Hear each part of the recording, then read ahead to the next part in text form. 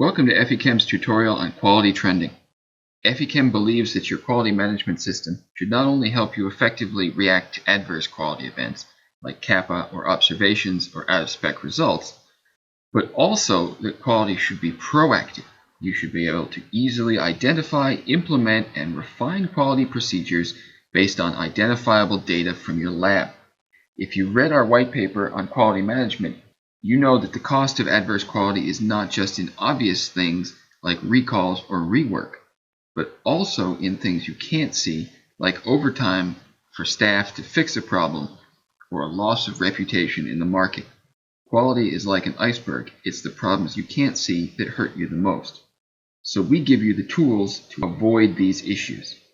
From the white paper, you also know that quality improvements of only 1 sigma, that's in the context of 6 sigma, can improve revenue by around 15% overall. So how do you do this without a lot of number crunching? Our trending tools make that possible. First, as I've done, open EffiChem. Then click the Samples module. Then click Trending. Now you can see I've got a number of trends set up already that I can demonstrate. Let's look at one. For example, the EBU assay test. Here we're looking at the graph of trends in results from EBU samples across our database. We want our results to be as close to 100% accurate as possible, but we'll accept the regulation standard of 98 to 102% accuracy. We can see that our data is pretty close to where it needs to be, with the exception of these little dips here. Now, if we click on the Results tab, we can see our CPK figure, or Process Capability Index, the ability of the process to keep within specified limits, and also our sigma figure.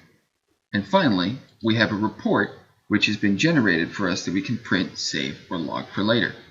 Now, let's set up a trend. For example, let's say we want to check the levels of sulfated ash in our samples. To do that, we first go to Trending, then Trend Setup. Because we want to create a new trend, we click Add. Here we'll give our trend a name. Because we're looking for results, we'll select Results. Because sulfated ash is a parameter, I'm going to click Parameters. Here we'll enter sulfated ash because that's what we're looking for. Then I select Obtained because I want the obtained results. Now, our range in this case is going to be 0.05 to 0.11. And then I click Save. To see this trend in action, I'll run the trend. It was as simple as that. We can see that there is some work to be done. However, the trend setup was simple and easy to do again. Now, let's say that I want some cost-related information about my sulfated ash data. For example, I want to know how many man-hours it's costing me to run this analysis, and if there is a cost savings from efficiency because the time to run the test is going down. So let's edit our trend. I'll select New Trend and Edit. In this case, because I'm no longer looking for obtained results, but rather man-hours, I'll select man-hours. Upper limit and lower limit are not necessary here. Then I click Save. I run my trend again. We can see in this case that the time to run the test for sulfated ash has increased. So now I know that I have work to do. However, that is a brief tutorial about EffiChem's trending feature and how you can use it to proactively master quality information.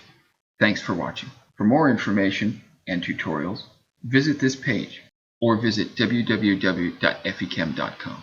If there's a specific question you have or a tutorial you're missing, don't hesitate to contact us or your local distributor, and we'll get you the information you need.